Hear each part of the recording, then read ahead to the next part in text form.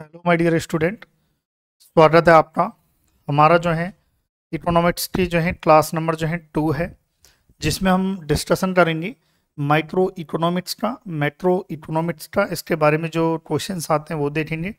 और last class में जो हमने पढ़ा था, जो फर्स्ट क्लास थी हमारी, जो पढ़ा था उसका भी थोड़ा बहुत एज ए क्वेश्चन के फॉर्म में हम रिवीजन भी करेंगे।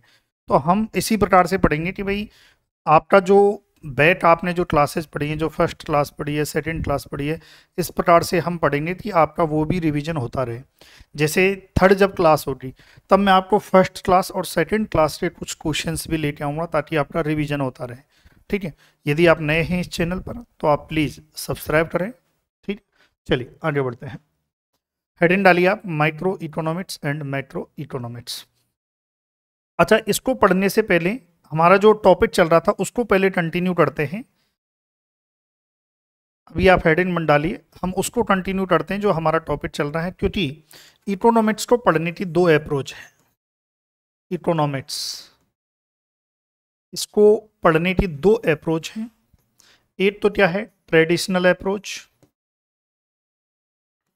ट्रेडिशनल अप्रोच,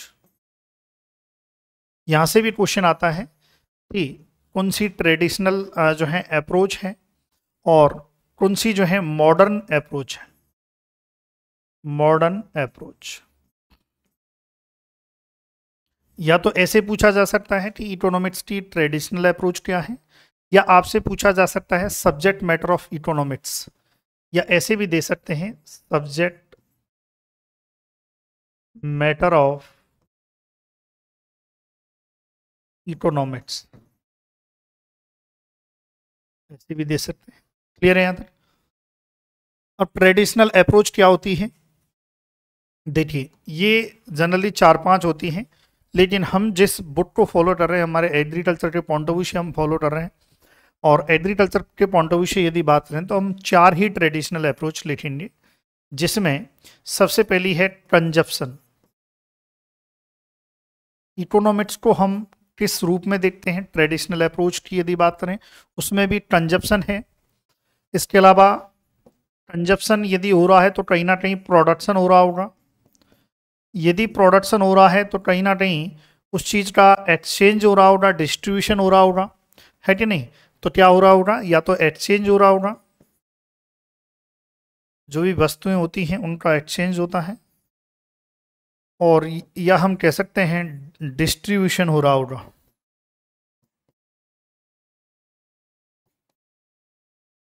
ठीक है, ये 4 जो हैं अप्रोच हैं ट्रेडिशनल। तो यहाँ से क्वेश्चन आता है कि भाई कौन सी ट्रेडिशनल अप्रोच है और कौन सी नहीं है। ठीक है, पहला आप ये कर लोगे।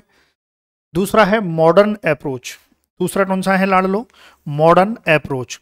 मॉडर्न अप्रोच की बात करें तो इसमें माइक्रो इकोनॉमिक्स और मैक्रो इकोनॉमिक्स आते हैं, या हम यहां पर कह सकते हैं इकोनॉमिक ऑफ, ये इसको हम लिखेंगे form of economic analysis. Form of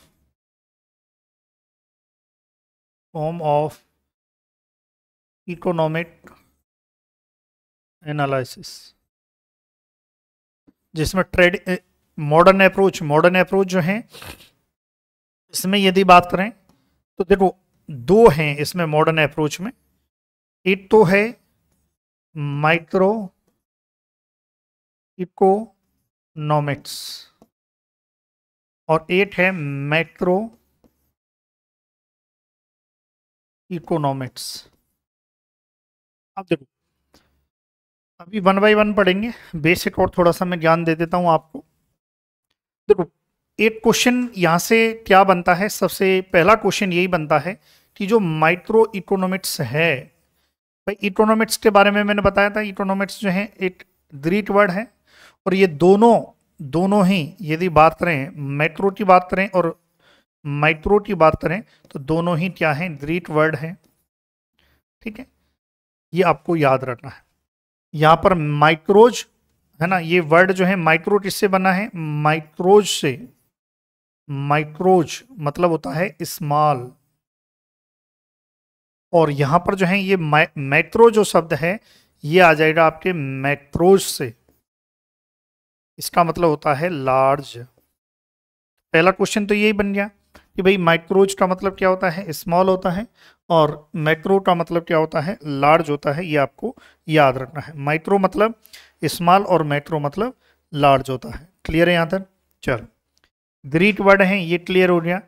फिर क्वेश्चन ये बनता है कि भाई ये जो टर्म है, ये जो माइक्रो इकोनॉमिक्स और मैक्रो इकोनॉमिक्स जो टर्म है, वो किसने दी है? रेगनार फ्रिश ने, है ना। ये इन दोनों की टर्म की यदि बात करें प्यारे विद्यार्थियों, कि माइक्रो इकोनॉमिक्स और मैक्रो इकोनॉमिक्स जो टर्म है, तो यहाँ पर लिख लेते हैं कहीं भी, हाँ यहाँ पर लिख लेते हैं, यहाँ पर term given by Ragnar, RAGNER, Frisch, FRISCH। हाँ, ये नोट डाउन कर लें भाई, है ना। जो है जो टर्म है माइक्रो इकोनॉमिक्स और मैक्रो इकोनॉमिक्स, जो है टर्म किसने दी है? रेगनार फ्रिश ने दी है। माइक्रो इकोनॉमिक्स मैक्रो इकोनॉमिक्स जो है ग्रीक वर्ड है, माइक्रोज का मतलब स्मॉल होता है, मैक्रोज का मतलब लार्ज होता है। यहाँ तक क्लियर है?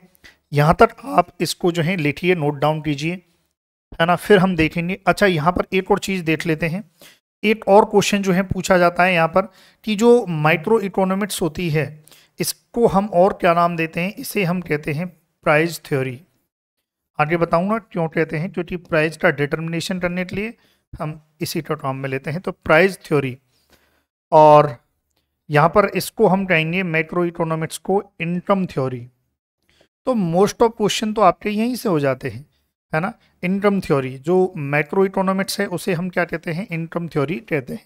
तो ये आप लिखिए भाई, ये आप लिखिए, प्राइस थ्योरी किसे कहते हैं? डायरेक्ट क्वेश्चन आता है, जो माइक्रो इकोनॉमिक्स होती है उसे प्राइस थ्योरी कहते हैं। अब समझ में, अब देखो माइक्रो और मैक्रो में क्या अंतर है, वो मैं एक बेसिक बात बता देता हूँ। पहले आप ये लिखो, क्योंकि मुझे पता है आप लिखने में व्यस्त हैं, पहले आप ये लिखो। लिख लिया? चल, बेसिक बता देता हूँ, फिर मैं जब नोट्स बनवाऊंगा तब आपको और अच्छे से जो है। देखो, माइक्रो का मतलब होता है इंडिविजुअल पर्सन की बात करके, और हम उसके कुछ भी जो लेन देन हो रहा है, कुछ भी जो खरीद रहा है, बेच रहा है, जो भी कुछ वो कर रहा है, जो उसकी इकोनॉमी है, उसको हम कहते हैं माइक्रो इकोनॉमिक्स। और मैक्रो इकोनॉमिक्स की बात करें तो होल होल जैसे होल नेशन की बात करें, जैसे हमारी पूरे भारतवर्ष की नेशनल इनकम क्या है। यदि मैं ये बोलूं कि भारत की नेशनल इनकम क्या है, यदि मैं नेशनल शब्द का यूज करूं, पूरे होल का यूज करूं, या एग्रीगेट शब्द का यूज करूं, तब हम कहेंगे मैक्रो इकोनॉमिक्स की बात हो रही है। हमारे सिलेबस में जो हम पढ़ रहे हैं जनरली, जो एग्रीकल्चरल इकोनॉमिक्स में जो आता है, वो आता है माइक्रो इकोनॉमिक्स। क्योंकि हम इंडिविजुअल की बात करते हैं, इंडिविजुअल के प्रोडक्शन की बात करते हैं, उसके फैक्टर प्रोडक्शन, प्रोडक्ट, उसकी हर चीज़ की बात करते हैं, उसके प्राइस डिटर्मिनेशन की, उसकी क्रॉप की बात करते हैं। क्योंकि हम एग्रीकल्चरल पढ़ रहे हैं, तो भाई एग्रीकल्चर से रिलेटेड ही मैं आपको बताऊंगा। क्लियर है? माइक्रो इकोनॉमिक्स को प्राइस थ्योरी और इसको इनकम थ्योरी कहा जाता है, ये आपको याद रखना है। क्योंकि माइक्रो इकोनॉमिक्स जो है ये इन्वॉल्व रहती है प्राइस डिटर्मिनेशन में। इसके अलावा ये इसमें बहुत सारी जो है थ्योरी भी रहती है माइक्रो इकोनॉमिक्स में, जैसे कंज्यूमर बिहेवियर है, जो है थ्योरी ऑफ कंज्यूमर बिहेवियर, ये इसमें रहता है ना। थ्योरी ऑफ वैल्यूज वो इसमें रहती है, जबकि theory of income and employment ये इसमें रहता है। मैक्रो इकोनॉमिक्स को इनकम एंड एम्प्लॉयमेंट थ्योरी भी कहते हैं, ये भी ध्यान रखना है। यदि एम्प्लॉयमेंट शब्द यदि जोड़ के दे दिया जाए तो भी कहते हैं। क्लियर है? तो ये उम्मीद है आपको समझ में आ गया। अब हम 1 बाय 1 जो है देखते हैं, किनको ट्रेडिशनल अप्रोच को 8 लाइन के तौर पर हम देख लेते हैं। तो यहां सबसे पहले आप हेडिंग डालिए ट्रेडिशनल अप्रोच। ट्रेडिशनल अप्रोच, ये गारंटी रहेगी कि हमारे कंटेंट में से एक भी क्वेश्चन, ये गारंटी है, एक सिंगल क्वेश्चन आपका बाहर नहीं जाएगा, ये भी गारंटी है। ट्रेडिशनल अप्रोच में जो हमने पढ़ा है उसको 1 बाय 1 लिख लेते हैं। कंजप्शन,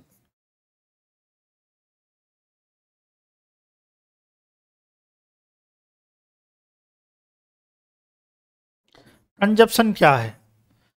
कंजप्शन भाई यही तो है, जैसे आपने कुछ खरीदा और उसको उपभोग किया। एग्रीकल्चर के रिगार्डिंग आप क्या करोगे? कुछ खाने की वस्तुएं खरीदोगे। मैं याद रखना, जब भी मैं कोई चीज बोलूंगा तो एग्रीकल्चर ही आपको लेना है ना, ये ध्यान रखना। आप कंजप्शन की बात करें, आप आटा खरीद कर लाए, रोटी बनाओगे, खाओगे, कंजप्शन आपने किया। आपने कोई वस्तु जो है गुड्स गुड्स में यदि हम बात करें, जैसे आप बिस्किट लेके आए, तो बिस्किट को आपने क्या किया, कंज्यूम किया। बिस्किट के लिए आपने क्या दी, दुकानदार को क्या दी, वेल्थ दी, अपनी पूंजी दी, मतलब कुछ पैसा दिया, प्राइस कुछ उसको दिया। तब आपने क्या किया, तब आपने उस बिस्किट को लिया, और लेने के बाद आपके क्या हुआ, आपको सेटिस्फेक्शन मिला। आपको क्या मिला, सेटिस्फेक्शन मिला। तो यही तो कंजप्शन है कि आपने पैसा दिया और पैसे के बदले कुछ आपको जो है जो वस्तु मिली, उस वस्तु को आपने जो है उसका कंजप्शन किया। इससे क्या होगा, इससे आपको सेटिस्फाई मिलेगा। आपकी जो इच्छाएं हैं, इच्छाएं भी क्या, अनगिनत इच्छाएं। भाई आदमी की इच्छाएं कितनी होती हैं, जो एक इच्छा थोड़ी होती है।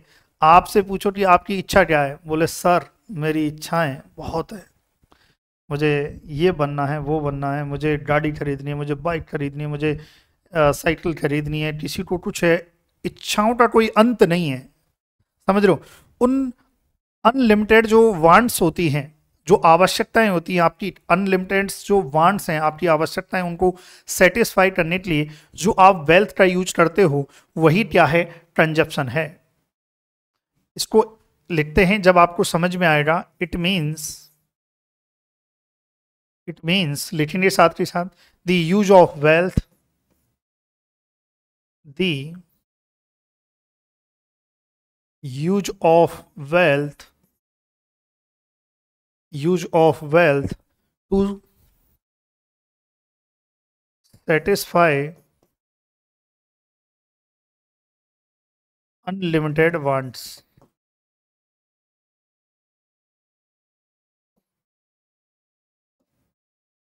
अनलिमिटेड वांट्स, ये याद रखना है। Consumption it means use of wealth to satisfy unlimited wants, यही तो कंजप्शन है ना। इसको अलग तरीके से लिखा गया कि भाई it means use of wealth, आप पूंजी का उपयोग कर रहे हो, टू सेटिस्फाइड अनलिमिटेड वांट, आपकी बहुत सारी इच्छाएं हैं, उन इच्छाओं को पूरा करने के लिए उन इच्छाओं से आत्मसंतुष्टि आपको मिलेगी। आपकी इच्छा है बिस्किट खाने की, तो उससे आपको सेटिस्फेक्शन मिलेगा। आपकी इच्छा है मैं लग्जरी गाड़ी में घूमूं, क्योंकि आपको ऐसा लग रहा है भाई आपको उससे सेटिस्फेक्शन मिलेगा। आपको एक अच्छा मकान चाहिए, तो आपको क्या है, आपने पूंजी खर्च की, है ना। तो उसको कहीं ना कहीं वो कंजप्शन एक अलग वे में हो गया, है ना। अलग वे में मतलब आपके रिसोर्स के वे में जो है कंजप्शन हो गया। खाने की वस्तुओं की बात करें तो आपको मिठाई पसंद है, मिठाई के लिए पैसा दिया, और आपकी इच्छा जो वांट्स थी वो फुलफिल हो रही, ये क्या है, कंजप्शन है। यानी कि हम ये कह सकते हैं, consumption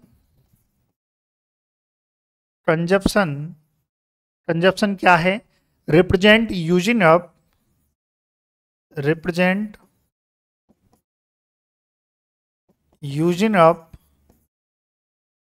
using up represent using up of utilities.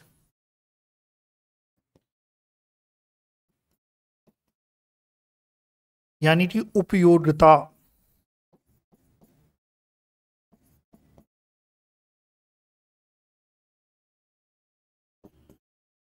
Goods, ऐसे और सेंटेंस को पूरा कर लो कि जो भी वस्तुएं हैं उनकी कुछ ना कुछ उपयोगिता होती है। जैसे बिस्किट की क्या उपयोगिता है, आपकी भूख मिटाने के लिए। मैं कहूँ बाइक की क्या उपयोगिता है, यूटिलिटी क्या है, आपके पास बाइक है, बाइक की यूटिलिटी क्या है, आप पैदल नहीं जाते हो, आप बाइक से जो है सीधे से निकल जाते हो, जल्दी काम कर लाते हो, ये यूटिलिटी है ना। हर एक चीज की यूटिलिटी होती है, हर एक गुड या वस्तु जो रहती है, गुड्स मतलब वस्तु, हर एक वस्तु की यूटिलिटी रहती है। तो यूटिलिटी और उसको यूज करना, है ना, तो यही क्या कहलाता है, कंजप्शन कहलाता है। किसी भी वस्तु की उपयोगिता को यूज करना, किसी किसी वस्तु, जैसे वस्तु की बात करते हैं, एक एग्जांपल देते हैं, बिस्किट। बिस्किट की यूटिलिटी क्या है, यूटिलिटी है आपकी भूख मिटा सकती है, बिस्किट आपके भूख मिटा सकता है। तो आप जो वस्तु की उपयोगिता है भूख मिटाना, उसको यूजिंग अप किया, आपने क्या किया, उसको यूज किया, खा लिया, और आपकी भूख मिट गई। इसका मतलब आपने क्या किया, उस चीज का कंजप्शन किया। तो यही क्या कहलाता है, कंजप्शन कहलाता है। चलिए इसको लिखें आप। देखिए मैं पहले ही बता दूं, हम जो जिस बुक को फॉलो कर रहे हैं, क्या है कई बार स्टूडेंट के बहुत ज़्यादा मिसलिनियस चीज़ें हो जाती हैं कि इस बुक में ये है। हम जिस बुक को फॉलो कर रहे हैं वो ये बुक है, इस बुक को हम फॉलो कर रहे हैं, है ना। Agricultural economics, S Subba Reddy, P Raghuram, T V Neelakantha Shastri, I Bhavani Devi, ये जो हैं इस बुक को फॉलो किया जा रहा है पढ़ाने के लिए, मैं पहले ही बता दूं। तो इसलिए जो भी कुछ कंटेंट में जो भी कुछ होता है आपको ऐसा मिलता है कि मिसलिनियस है कि सर उस बुक में ये है, तो आप ये बुक चेक कर लेना, क्योंकि आरपीएससी जिस बुक को कंसीडर करती है वो ये बुक है। एग्जाम में जो क्वेश्चन आते हैं वो इस बुक से ही आते हैं, ये कन्फर्म है। एज इट इज लाइन आती हैं तो वो इस बुक से ही आती हैं इकोनॉमिक्स में, एग्रीकल्चर में, है ना। और इकोनॉमिक्स की मैं बात नहीं कर रहा। ये लिखिए आप। फिर दूसरा क्या है, प्रोडक्शन। अब देखो प्रोडक्शन को, दूसरा है प्रोडक्शन। देखो हम हर शब्द को इकोनॉमिक्स के टर्म में देखेंगे, हम ऐसे नहीं देखेंगे बोले सर सर प्रोडक्शन क्या है, गेहूं का उत्पादन करना यही प्रोडक्शन है ना। गेहूं का उत्पादन करना ये प्रोडक्शन है। प्रोडक्शन को हम इकोनॉमिक्स की टर्म में समझेंगे। अभी हमने बिस्कुट का एग्जांपल लिया है, तो उस बिस्कुट को बनाने के लिए कुछ ना कुछ तो लगा होगा। मान लेते हैं वो गेहूं के आटे का बना है, बिस्किट किसका बना है, गेहूं के आटे का बना है। तो उस गेहूं का जो आटा है, तो उस गेहूं का, वीट का जो प्रोडक्शन है, प्रोडक्शन तो हुआ होगा, तो वो हम कंसीडर इसमें करते हैं प्रोडक्शन में। यानी कि इट इज एन, इसको हम क्या लिखेंगे, it is an activity that help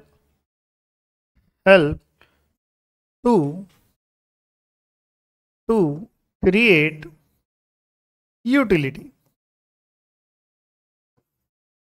यानी कि यूटिलिटी को क्रिएट करने में ये एक प्रकार की हेल्प करता है। प्रोडक्शन क्या करता है, यूटिलिटी को क्रिएट करने में हेल्प कर रहा है। यानी कि आप देखिए, आपको भूख लगी, आपने बिस्किट लिया, तो नो डाउट बिस्किट जैसे ही आपने खाया तो आपका कंजप्शन, आपने उसको कंज्यूम किया, मतलब आपका कंजप्शन पूरा हो गया, सेंटेंस कंजप्शन। लेकिन वो बिस्किट किसी ना किसी जगह से तो उत्पादित हुआ होगा, तो उसको हम कहते हैं प्रोडक्शन। यानी कि उसकी जो यूटिलिटी है उसको क्रिएट किया गया। किसकी यूटिलिटी को, आपकी जो बिस्किट की यूटिलिटी है उसको क्रिएट किया गया। तो यही हम कह सकते हैं वो किससे क्रिएट किया, भाई बनाया होगा, ऑब्वियसली बात है, बनाया होगा, प्रोडक्शन किया होगा, तभी तो किसी वस्तु की यूटिलिटी क्रिएट हुई, है कि नहीं, है कि नहीं। अब बाइक है, बाइक क्या है, प्लास्टिक और लोहे का ही तो है, प्लास्टिक और लोहा है, लेकिन बाइक को बनाया तो गया है ना। उस प्लास्टिक और लोहा पड़ा था, तो प्लास्टिक और लोहा पड़ा था तो उसको बदल दिया, कन्वर्ट कर दिया, और कंपनियों ने और क्या बना दिया, बाइक बना दी, और उसकी एक यूटिलिटी है, उपयोगिता है, उसको क्रिएट किया। किससे किया, प्रोडक्शन से किया, उत्पादन से किया। यानी कि हम ये कह सकते हैं कि प्रोडक्शन क्या है, प्रोडक्शन है creation of utility, creation of utility. तो ऐसे भी क्वेश्चन आ सकता है, क्रिएशन ऑफ यूटिलिटी, है ना, किससे करते हैं, प्रोडक्शन से करते हैं। तीसरा क्या है भाई, एक्सचेंज। यानी कि अब देखिए एक्सचेंज, ये भी इकोनॉमिक्स एक ट्रेडिशनल का पार्ट है। यानी कि एक्सचेंज का मतलब है, अब ऐसा तो नहीं है, अब बाइक कंपनी ने बना दी तो कंपनी से आप पैसा देते हो, खरीद के ले आते हो, ये क्या हो गया, ये एक्सचेंज हो गया, ट्रांसफर हो गया, है ना। ट्रांसफर ऑफ गुड्स क्या कहेंगे, ट्रांसफर ऑफ गुड्स। गुड्स मतलब वस्तु, वस्तु का transfer from from from one person to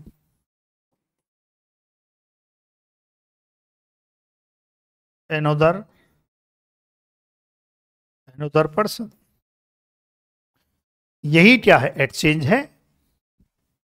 इसी प्रकार से यदि बात करें तो डिस्ट्रीब्यूशन क्या है, क्यों भाई लाड लो, डिस्ट्रीब्यूशन वितरण, किसी वस्तु का वितरण, वस्तु को एक स्थान से दूसरे स्थान पर डिस्ट्रीब्यूट करना। भाई जो भी बिस्किट बनाए किसी ने किसी फैक्ट्री में बना होगा, फैक्ट्री हर जगह तो नहीं है, लेकिन उनका डिस्ट्रीब्यूशन हुआ है, उस जगह से दूसरी जगह पर पहुंचाया गया है। तो हम यहां पर कह सकते हैं it refer to the, it refer to the, it refer to the sharing of, sharing of wealth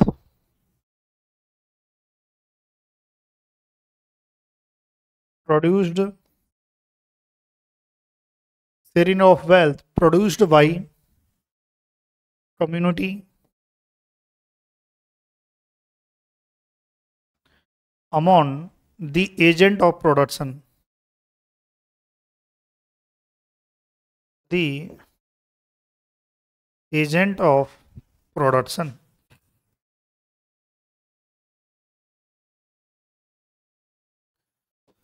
it refer to the sharing of wealth produced by community, among the agent of production। बस इसको एक अलग तरीके से लिखा हुआ है ना, इसको याद भी नहीं रखो तो केवल इतना याद रख लेना, प्रोडक्शन, एक्सचेंज और डिस्ट्रीब्यूशन। चलो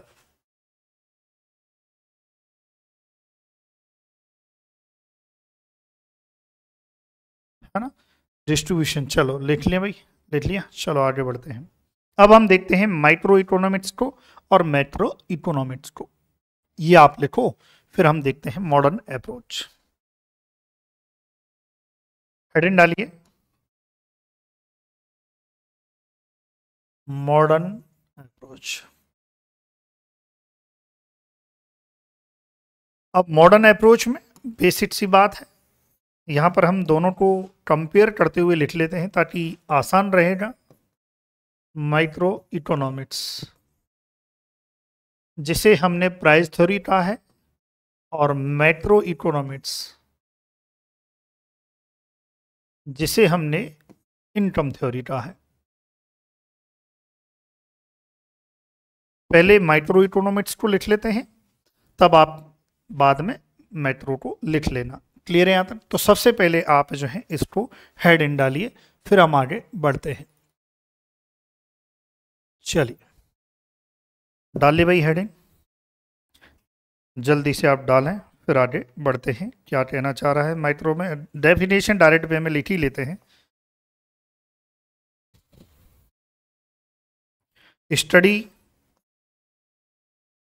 स्टडीज द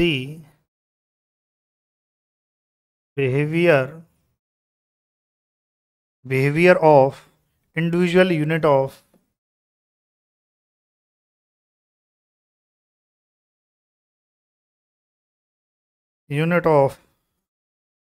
an economy। यानी कि माइक्रो इकोनॉमिक्स में इंडिविजुअल की स्टडी करते हैं, इंडिविजुअल के इकोनॉमी की स्टडी करते हैं। जैसे कि आप अकेले हो, आपकी यदि लेन देन की स्टडी करना है तो वो क्या कहलाएगा, माइक्रो इकोनॉमिक्स कहलाएगा। क्लियर है? यदि मैक्रो इकोनॉमिक्स की बात करें तो पूरे होल की जो है स्टडी करते हैं, तो हम यहाँ पे लिख सकते हैं studies the behavior of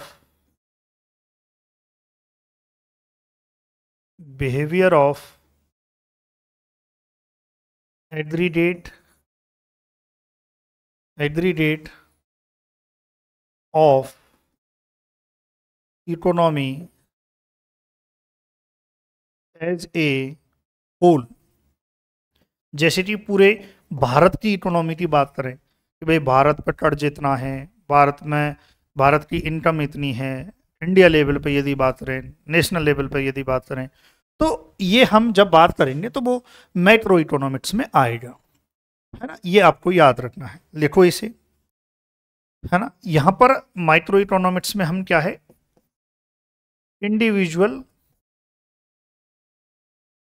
income की बात करते हैं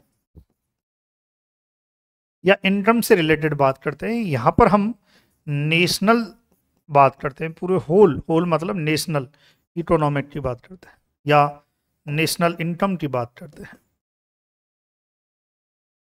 है ना। जब हम इसकी बात करते हैं तो इसको कांस्टेंट रख देते हैं, जब इसकी बात करते हैं तो इसको कांस्टेंट रख देते हैं। क्लियर है यहाँ तक? तो इसको लिखिए आप, फिर आगे और बढ़ते हैं। चलिए, माइक्रो इकोनॉमिक्स की बात करें और मैक्रो इकोनॉमिक्स की बात करें, यदि यहाँ पर एक शब्द आ जाता है टूल्स, कि भाई इसको डिटरमाइन करने के लिए टूल्स जो हैं, तो यहाँ पर जो टूल्स हैं वो हैं डिमांड एंड सप्लाई। और यहाँ पर बात करें तो एग्रीगेट, है ना, हम बात करेंगे किसकी, aggregate demand and aggregate supply. Clear है यहाँ तक? चलो इसे लिखो, 8 सेकेंड डियर स्टूडेंट, चलो लिख लिया। अब इसको और थोड़ा सा और लिख लेते हैं, जो बुक के अकॉर्डिंग जो है, जो बेस्ट है वो लिख लेते हैं माइक्रो इकोनॉमिक्स में जो है ना। तो यहाँ पर लिखेंगे, ये जो माइक्रो इकोनॉमिक्स है कुछ थ्योरी है जिसको कवर अप करती है, तो यहाँ से भी क्वेश्चन आने के चांसेस रहते हैं कि माइक्रो इकोनॉमिक्स में कौन सी थ्योरी कवर होती है और मैक्रो इकोनॉमिक्स में इकोनॉमिक्स की कौन सी थ्योरी कवर होती है। क्लियर है यहाँ तक? तो हम यहाँ पर लिख सकते हैं micro economics cover theory of consumer behaviour, theory of values. बाकी तो जो हम पढ़ेंगे वो पूरी माइक्रो इकोनॉमिक्स ही पढ़ते हैं एग्रीकल्चर में जनरली। तो थ्योरी ऑफ वैल्यूज यानी कि जिसमें हम बात करेंगे प्रोडक्ट प्राइजिंग की,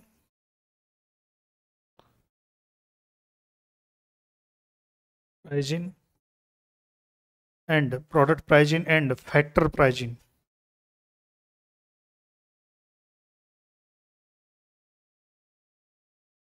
ये हो गया माइक्रो इकोनॉमिक्स जो है, theory of consumer behaviour, theory of values and theory of economic welfare, हाँ, and theory of economic welfare. ये कुछ थ्योरी हैं जिनको आपको याद करना है। हालांकि माइक्रो इकोनॉमिक्स जब पढ़ेंगे जब बहुत सारी थ्योरी हैं, लेकिन एग्जाम के पॉइंट ऑफ व्यू से यदि क्वेश्चन आएगा कि भाई माइक्रो इकोनॉमिक्स में कौन सी थ्योरी है और मैक्रो इकोनॉमिक्स में, तो 100% आपको यहाँ से क्वेश्चन देखने को मिलेगा, है ना। ये आपको याद रखना है। It focus on price determination, price determination, ये प्राइस डिटर्मिनेशन पर फोकस करती है और प्राइस डिटर्मिनेशन जो है जो बेस्ड होता है डिमांड एंड सप्लाई पर। ये आपको याद रखना है। 8 सेकेंड डियर स्टूडेंट, ये फोन बार बार आ रहा है।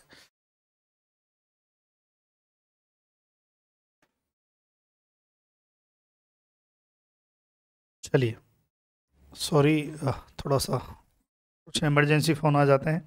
चलिए, कहाँ पर चल रहे थे हम? फोकस ऑन प्राइस डिटर्मिनेशन और माइक्रो इकोनॉमिक्स जो है कुछ थ्योरीज को कवर अप करती है, और बाकी और तो क्या है इसमें लिख लेना, डील्स, लिखेंगे भाई, deals with economic behaviour,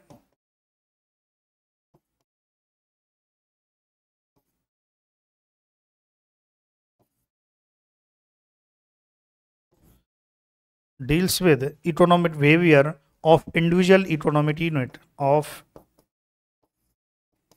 individual economic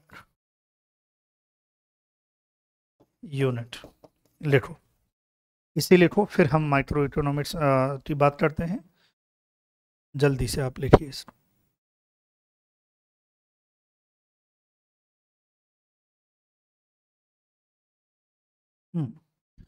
micro economics के बारे में बेसिक तो पता ही है आपको। फिर अब अच्छा, ये जो है कौन कौन सी थ्योरी को जो है ये कवर अप करती है, उसको लिख लेते हैं। cover theory of income and employment, income and employment,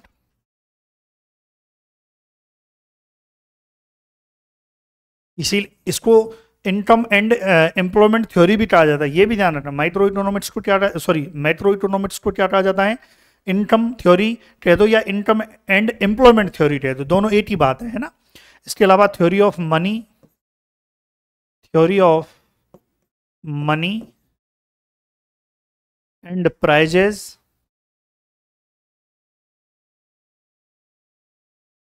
banking की जो भी चलता है वो सब मैक्रो इकोनॉमिक्स में आएगा generally. Theory of economic growth, theory of economic growth, आप देखेंगे थ्योरी ऑफ इकोनॉमिक ग्रोथ तो मैक्रो इकोनॉमिक्स में।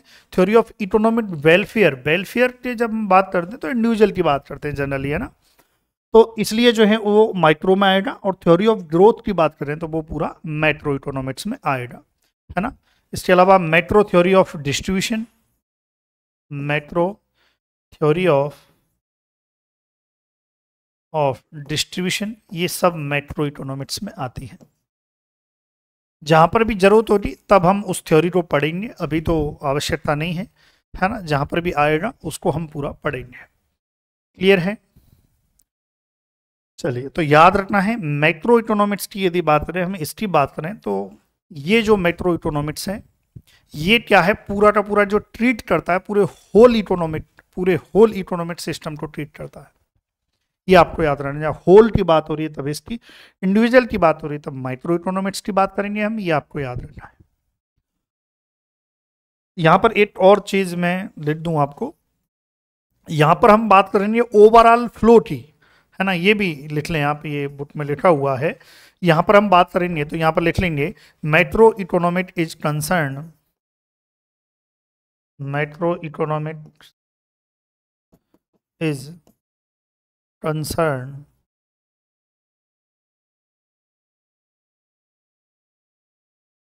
macroeconomic is concerned with the value of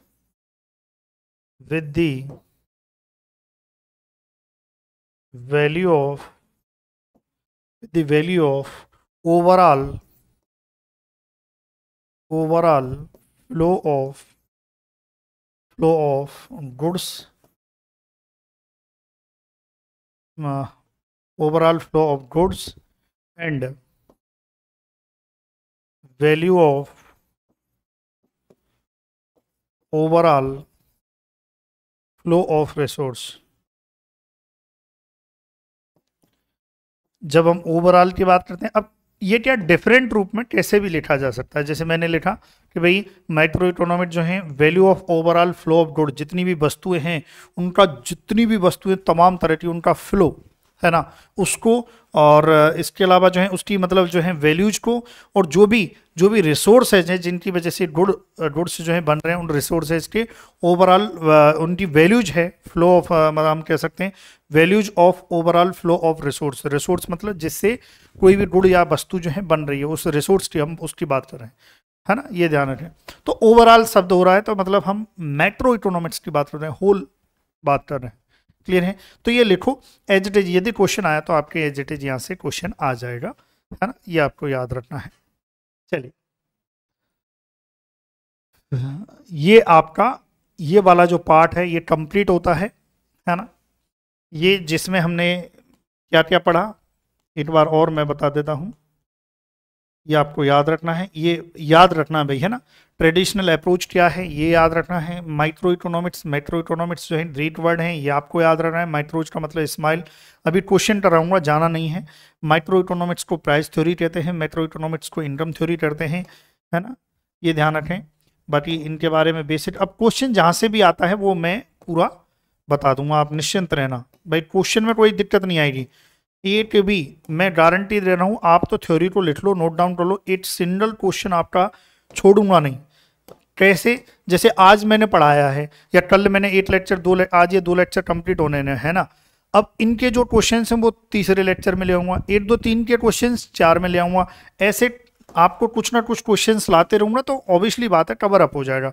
जैसे कुछ क्वेश्चंस जो है हम डिस्कशन करते हैं, जैसे who laid down that economics is the science of choice. याद करो ये ACF RPSC जो बढ़ती है उसमें ACF में ये क्वेश्चन आया हुआ है कि कौन है जिन्होंने बताया कि साइंस ऑफ चॉइस है, इकोनॉमिक्स क्या है, साइंस ऑफ चॉइस है, ये किसने बताया, ये आप जो है इसको बताइए। साइंस ऑफ चॉइस या साइंस ऑफ स्कार्सिटी,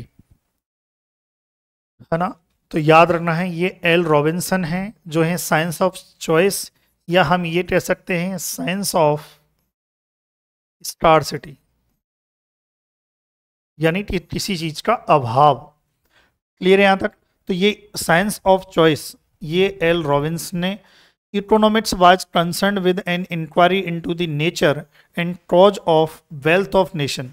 जब वेल्थ ऑफ नेशन, याद रखना वेल्थ ऑफ नेशन क्या है, वेल्थ ऑफ नेशन की बात हो रही है। देखो दो डेफिनेशन है वेल्थ से रिलेटेड, है ना। एक और साइंटिस्ट आएंगे अभी, ये RPSC का जो स्कूल लेक्चरर था उसमें आया हुआ है कि वेल्थ ऑफ नेशन जो है एडम स्मिथ, याद रखना है किसने डेफिनेशन दी है, एडम स्मिथ ने। तो ये याद रखना है साइंस ऑफ चॉइस या साइंस ऑफ स्कार्सिटी, है ना, ये लिखो। इसके अलावा जो है और भी हैं क्वेश्चन, और देखते हैं, लिख लिया। Book nature and significance of economic science, nature of significance of nature and significance of economic science, ये लेक्चरर 2018 में भर्ती में आया हुआ है। तो ये जो है जिन्होंने स्कार्सिटी की डेफिनेशन दी है, और स्कार्सिटी की जो डेफिनेशन है वो किसने दी है, एल, है ना, लायनेल, इनका पूरा नाम है एल मतलब लायनेल जो है रॉबिन्स ने जो है ये बुक लिखी है, ये आपको याद रखना है। फिर उसके बाद माइक्रो इकोनॉमिक्स, अभी जस्ट बताया मैंने कि माइक्रो इकोनॉमिक्स को प्राइस थ्योरी कहा जाता है। माइक्रो इकोनॉमिक्स को क्या कहा जाता है, प्राइस थ्योरी। ये भी RPSC का जो स्कूल एग्रीकल्चरल स्कूल लेक्चरर है उसमें ये क्वेश्चन आया हुआ है। Economics is the science which treat of wealth was define. ये देखो मैंने वहां पर जो है, यहां पर शब्द में अंतर है, ट्रीट ऑफ वेल्थ और एट क्या है, वेल्थ, एट क्या है, ये रहा वेल्थ ऑफ नेशन। देखो दो शब्द है, wealth of nation, wealth of nation जब शब्द आ जाए तो एडम स्मिथ का नाम आएगा। वेल्थ ऑफ नेशन, जब वेल्थ ऑफ नेशन शब्द आ जाए, वेल्थ ऑफ नेशन, तो वेल्थ से रिगार्डिंग जो है ट्रीट ऑफ वेल्थ, ये किसने कहा है, ये कहा है JV से ने। ये ध्यान रखना, ये किसने कहा है, JV से ने। ये बुक है, बुक में एक बहुत अच्छी बुक है, उसमें ये क्वेश्चंस दिए हुए हैं, बहुत शानदार बुक है, ये याद रखें। तो इसका आंसर जो है C जाएगा। The subject matter of economics dealing with an individual और टिनी एग्रीगेट्स। देखो आ गया क्वेश्चन, जब इकोनॉमिक्स है आपको बताना है कि इंडिविजुअल से रिलेटेड जो है, इंडिविजुअल जो पॉपुलेशन है वो कह दो, या टिनी एग्रीगेट पॉपुलेशन कह दो, तो वो इकोनॉमिक्स क्या कहलाएगी, माइक्रो इकोनॉमिक्स कहलाएगी। क्या कहलाएगी, माइक्रो इकोनॉमिक्स कहलाएगी। क्लियर है यहाँ तक। ऐसे ही आ जाओ, the subject matter of economics dealing with large aggregate और इकोनॉमी, लार्ज की बात हो रही है, तब हम बात कर रहे हैं मैक्रो इकोनॉमिक्स की। किसकी बात कर रहे हैं, मैक्रो इकोनॉमिक्स की, ये आपको याद रखना है। चलिए अब कुछ जो है ये वन लाइनर हैं, अब इनको जो है देखते हैं, इसका आंसर देखते हैं, इसका क्या आंसर है। चलिए भाई आप जो है पहले आप खुद आंसर देने का प्रयास कीजिए कि इसका क्या आंसर है, फिर हम आगे हम तो देंगे ही। चलिए फादर ऑफ इकोनॉमिक्स, देखिए सोच लिया होगा आपने, फादर ऑफ इकोनॉमिक्स क्या है, एडम स्मिथ हैं। फादर ऑफ इकोनॉमिक्स कौन है, एडम स्मिथ हैं। फादर ऑफ मॉडर्न इकोनॉमिक्स, है ना, JM kinase. Father of modern economics JM kinase है। आपसे पूछा जाए father of modern economics JM kinase है, ये आपको याद रखना है। क्लियर है यहाँ तक। वेल्थ डेफिनेशन ऑफ इकोनॉमिक्स, याद करो वेल्थ डेफिनेशन, ये किसने दी है? तो एडम स्मिथ, जो मोस्टली जो नाम आता है तो वो एडम स्मिथ का आता है। बाकी वेल्थ के रिगार्डिंग डेफिनेशन देने वाले काफी अर्थशास्त्री थे, इकोनॉमिस्ट थे, लेकिन जो मेन जो नाम आता है वो एडम स्मिथ का आता है। The book authored by Adam Smith, Adam Smith ने बुक कौन सी लिखी थी? तो इन्होंने लिखी थी वेल्थ ऑफ नेशन। याद रखना है इनकी बुक का क्या नाम है? Wealth of nation. Wealth of nation जो है इनकी बुक है। फिर उसके बाद जो है commented economics as dismal science, ये भी एक अच्छा क्वेश्चन है, याद करो। डिसमल साइंस जो है ये याद करो, कार्लाइल, कार्लाइल जो है वो उन्होंने जो है डिसमल साइंस कहा था कि इकोनॉमिक्स क्या है? डिसमल साइंस है ना। इसके अलावा इन्होंने ये गॉड ऑफ वेल्थ भी कहा था। इकोनॉमिक्स क्या है? God of wealth, God's of wealth, ऐसा कुछ इन्होंने कहा था कार्लाइल ने। Economics was defined on the basis of material welfare. अब देखो, अब मटेरियल नॉन मटेरियल में जो है डिफाइन किया था। जब यहां पर वेलफेयर की बात हो रही है तो वेलफेयर डेफिनेशन देने वाले कौन थे? Alfred Marcel, Alfred martial.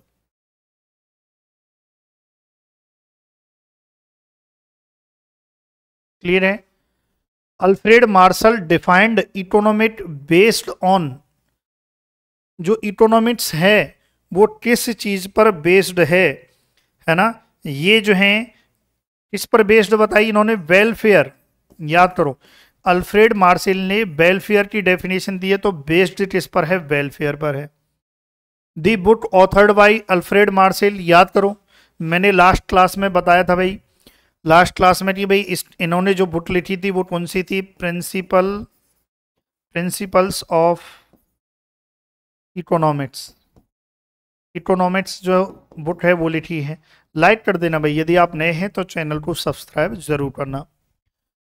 Economics में कोई भी टॉपिक आपके समझ में नहीं आ रहा है, कमेंट करना, कमेंट में आपको 100% टॉपिक जो है करवा दिया जाएगा।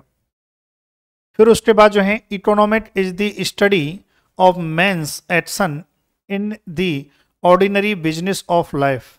ये तो अल्फ्रेड मार्शल के हैं, याद नहीं? अल्फ्रेड क्यों? ऑर्डिनरी बिजनेस ऑफ जो है ऑफ लाइफ। हाँ, ये अब बताइए जो है क्या आंसर जाएगा इसका, है ना। ये भी ऑर्डिनरी बिजनेस ऑफ लाइफ जो है अल्फ्रेड मार्शल ने डेफिनेशन दी है भाई, है ना। चलिए, ये हो गया। जिन्होंने वेलफेयर की डेफिनेशन दी थी वो ये डेफिनेशन दी। कौन है जो definition classified economics phenomena material and non material welfare. जब यहाँ पर शब्द आ गया, हमें नहीं पता कि मटेरियल नॉन मटेरियल क्या है, लेकिन वेलफेयर शब्द आया तो ऑब्वियसली बात है ये जो है अल्फ्रेड मार्शल, इसमें भी अल्फ्रेड मार्शल नाम आएगा। क्लियर है? ये भी ध्यान रखना है। Lionel Robins defined economic based on scarcity, scarcity पर बेस्ड थी इनकी डेफिनेशन। याद करो, इनकी डेफिनेशन किस पर थी? स्कार्सिटी पर जो है ना। या हम ये कह सकते हैं स्कार्सिटी नहीं तो साइंस ऑफ चॉइस, ये भी हम कह सकते हैं। साइंस ऑफ चॉइस भी हम कह सकते हैं कि लियोनेल रॉबिन्स जो है जिन्होंने इकोनॉमिक जो है किस पर बेस्ड थी? Scarcity and science of choice पर। Economics study human behaviour as a relationship between ends and scarce means जो है which alternative uses defined by. याद करो, ये डेफिनेशन जो है किसने दी है? बताओ जल्दी से, सोचो विचारो। याद आया? जब यहाँ पर स्टेट शब्द आ रहा है तो पिछली बात है, ऐसे ही आप याद रखो। तो ये किसने दी है? लियोनेल रॉबिन्स ने, है ना, इन्होंने दी है। ग्रोथ डेफिनेशन, अब देखो ग्रोथ डेफिनेशन जो है सैमुअलसन है, इसके अलावा जे एम कीनेस, ये भी इन्होंने भी क्या है ग्रोथ की डेफिनेशन दी है। देखो जे.एम. कीनेस, ये अब क्या आपको याद करो, मैंने आपको बुक लिखाई थी general theory of employment interest and money, general theory of employment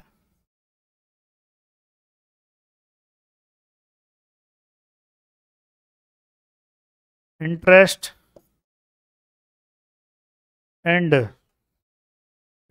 and money, general theory of employment interest and money, ये इन्होंने बुक लिखी थी। तो देखेंगे आप कि बुक भी कंप्लीट हो चुकी है। एक इकोनॉमिक बुक बची थी, वो किसने लिखी है? वो लिखी है अरस्तु ने, या एरिस्टोटल जिन्हें कहते हो, उन्होंने जो है लिखी है ना। अब उम्मीद है आपको ये समझ में आ गया होगा। ये गारंटी है एग्रीकल्चर से रिलेटेड कोई भी एक सिंगल क्वेश्चन आपका नहीं छोड़ूंगा, ये ध्यान रखना है एग्जाम में।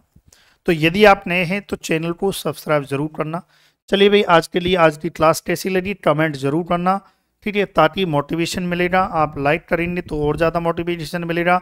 कमेंट करेंगे कि भाई कोई चीज़ में कोई आपको समझना है तो भी हम आपको समझाएंगे। चलिए भाई, thank you so much for watching video, thank you so much for watching video.